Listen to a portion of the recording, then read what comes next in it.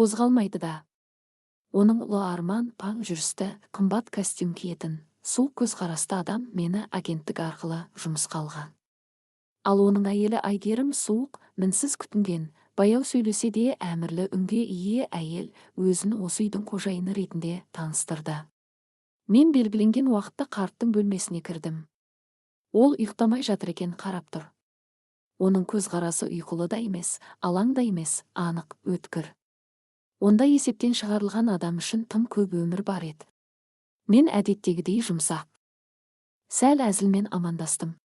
Сол сәтте түсіндім, ол жай ғана мен емес, біреудің оның ішінде әлі де өмір бар екенін байқауын күтіп отырған. Таңғы міндеттерімді орындап болған соң, бөлмеден шығып, мәрмәр баспалдақта ұзақ тұрдым, төмендегі жылтыр еденге қарап. Мен науқасымның әдеттері туралы туыстарынан көбірек білгім келді. Айгерім жоқ екен, сапарға кеткен дейді.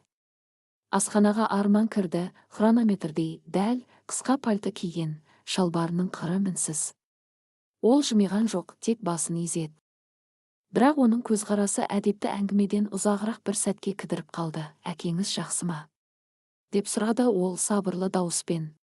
Мен иә деп жауап бердім, бірақ ішімде ұстап тұра алмағанымды да қостым. Түн туралы, оның көзқарасы туралы.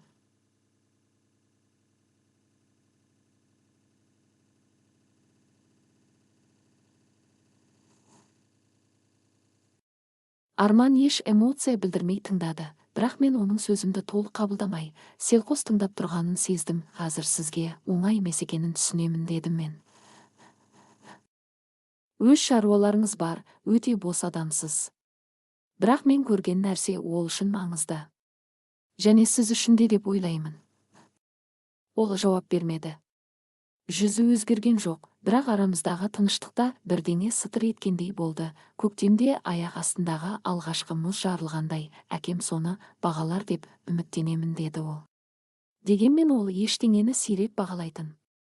Мен алғаш рет сәл ғана жымидым, демек, енді оның үйренуге мүмкіндігі бар. Ол қысқа ғана бас изеді, кешке дейін айдана ол шығып кетті. Ал мен алғаш рет біреу мені жай күтуші емес, жай адам ретінде көргендей жеңіл сезіммен қалдым. Бұл үйге түн біркелкі түспейтін. Кейбір бұрыштар толық қараңғылыққа батып кетсе, басқалары шамдардың жұмсақ жарығымен әлсіз жанып тұратын. Үйдің өзі тыныс алып тұрғандай, ескі естеліктерін сыбырлап тұрғандай еді. Мен ұйықтамадым. Түсініксіз нәрсе тым көп еді. Көз алдымда Сейітқазы Ғалымұлының жүзі тұрды, өлідей бозарған, терге малшынған, ауырсынудан емес, адамнан күтпейтін қорқыныштан бұрмаланған. Және тағы сол әйел, үнсіз, кешкі көйлекпен оның бас жағында тұрған.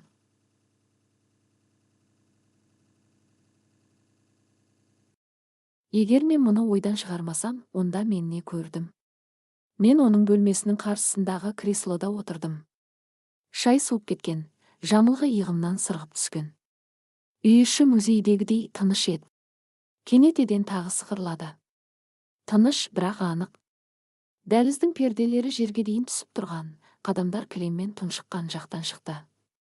Мен аяқтың ұшымен тұрып, есікке жақындап, саңылаудан қарадым, іштен жарық көрінді.